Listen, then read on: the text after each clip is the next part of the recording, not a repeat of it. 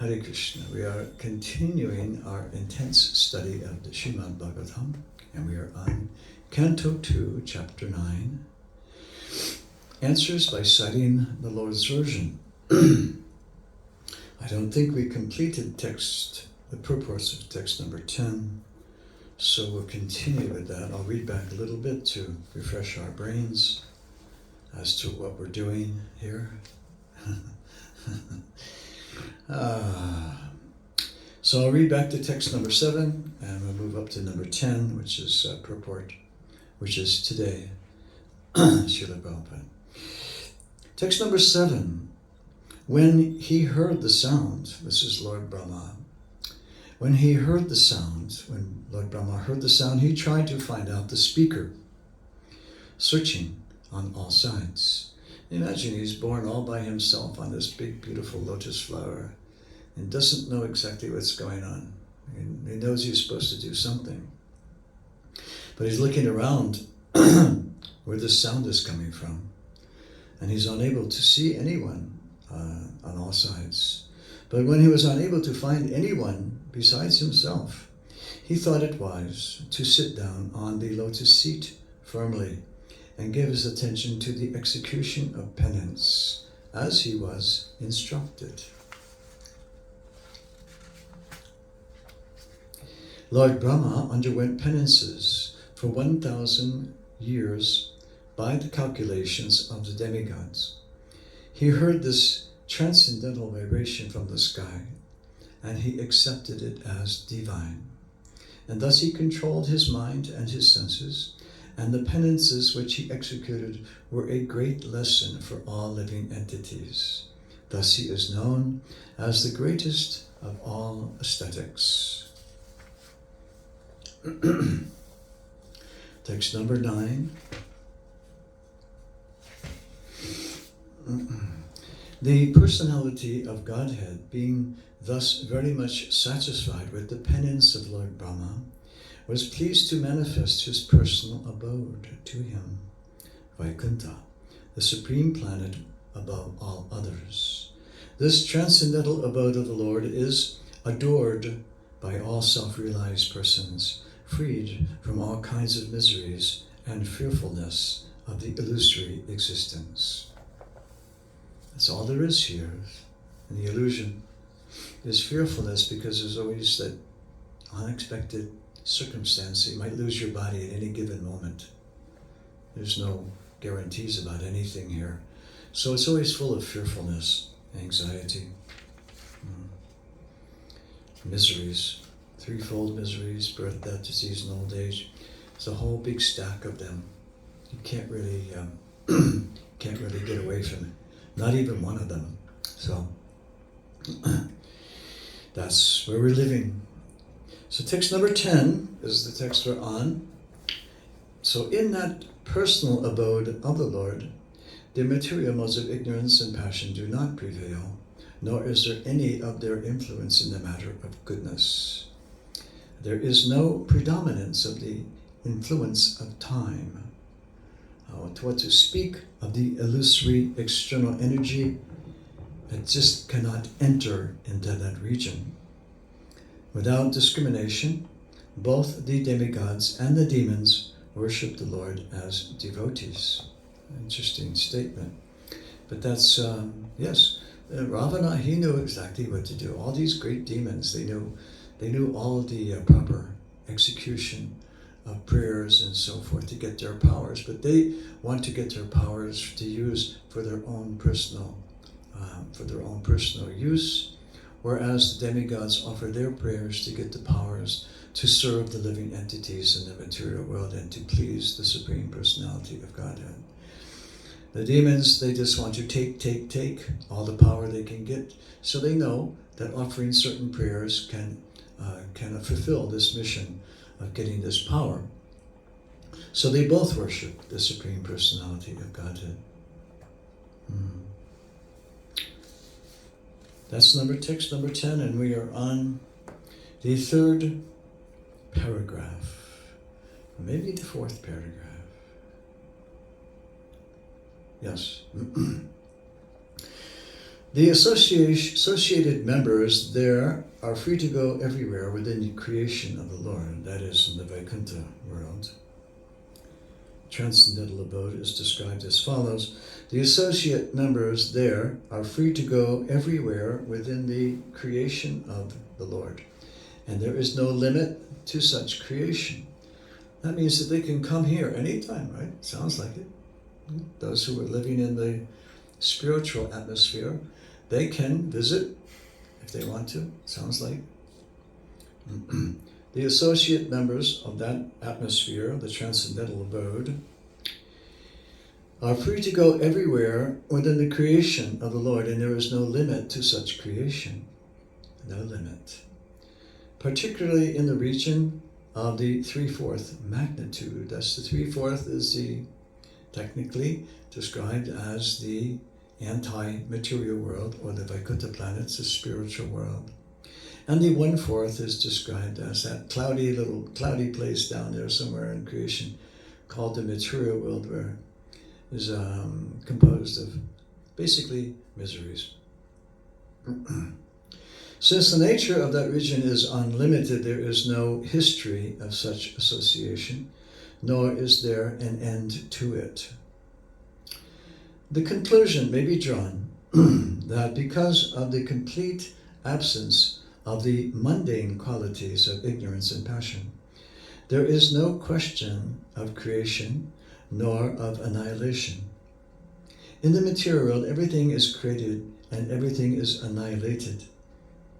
And the duration of life between the creation and annihilation is temporary.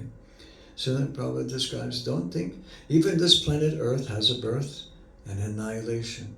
This material body has a birth and annihilation. Every living entity who is embodied, their bodies have a birth and an annihilation.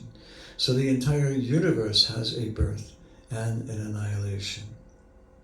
Everything in the material atmosphere goes through that. Since the nature of that region is unlimited, there is no history of such association. Okay. The conclusion may be drawn that because of the complete absence of mundane qualities of ignorance and passion, there is no question of creation or annihilation. In the material world, everything is created and everything is annihilated, and the duration of life between the creation and annihilation is temporary. In the transcendental realm, there is no creation and there is no destruction, and thus the duration of life is eternal, unlimitedly. Eternal, unlimitedly. I guess that would be unlimitedly if it's eternal, right? No limits. In other words, everything in the transcendental world is everlasting, full of knowledge, consciousness, and bliss without any deterioration. Since there is no deterioration, there is no past or present and future. In the estimation of time, everything we measure here, everything in the material we measure by past, present, and future. Oh, last week we did this, last year we did this, and in the future, next year we're going to do this, and next week we're going to do this, and today we're going to do this. So everything is measured by past, present, and future. But apparently, the spiritual world is not measured that way, because everything is ongoing, and everything is happening in the moment. The whole material existence is manifested by actions and reactions of elements which make the influence of time predominant in the matter of past, present, and future. There is no such actions and reactions of cause and effects there in the spiritual world. So the cycle of birth, growth, existence, transformation, deterioration, and annihilation, or these 6 material changes, are not existent there. Every living entity goes through this birth, growth, material changes, birth, growth, existence, transformation, deterioration, and annihilation. So old age is the process of deterioration, and then you eventually disappear. Gone. This body is gone. The soul is also gone. The soul, the living force, goes on to another existence.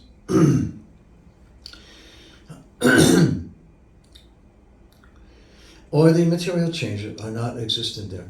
It is the unalloyed manifestation of the energy of the Lord without any illusion as experienced here in the material world. So everything in there is straightforward, apparently. Everything is very straightforward. There is no cheating, lying, somebody trying to illusion you, trying to get something from you. Non-existent. Everything is completely, pure and straightforward.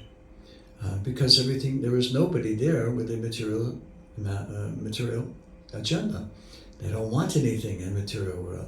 In the material world, everyone needs to have certain things, and so they have certain ways of going about it. And a lot of people go about getting it in some sort of deceptive way. Actually, Prabhupada says that most people in Kali Yuga, they earn their wealth in some crooked way, not straightforward. So, this is what's missing in the spiritual world, that every living entity can be trusted. Whatever he says can be trusted. He's pure, and his heart is not with any material desires, therefore it's just bliss and happiness at all times, talking about and serving the Supreme Personality of Godhead.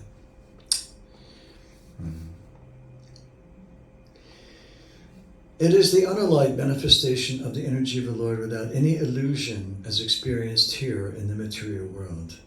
The whole Vaikuntha existence proclaims that everyone there is a follower of the Lord. Remember, sometimes when we say follower, the word follower, this means that, you just follow him around all the place. But actually, it means that you are situated in carrying out his wishes and desires. And therefore, that's the kind of following. Following means that you just don't have any separate, destructive ideas.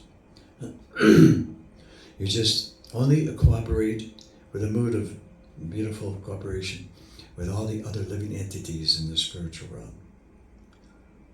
The Lord is the chief leader, and without any competition of leadership. And the people in general are all followers. This is confirmed in the Vedas, therefore, that the Lord is the chief leader and all other living entities are subordinate to him, as only the Lord satisfies all the needs of all other living entities. So if you find that person who is satisfying all the needs of all the other living entities, then you've found God. God is the one who satisfies the needs of all other living entities. So if someone claims to be God in any way, shape, or form, then you could put that test to them. Are you satisfying the needs of every living entity in the universe, or even on this planet Earth, or even in this small town, Shelbyville? So are you satisfying the needs of every living entity on Earth? If not, then you're bogus. You have to reject you as the incarnation of God. So that's a good test. There's someone who claims to be God. Say, are you satisfying the needs of every living entity? If not, I'll be on my way. Say, okay, Hare Krishna, Srila Prabhupada ki jai.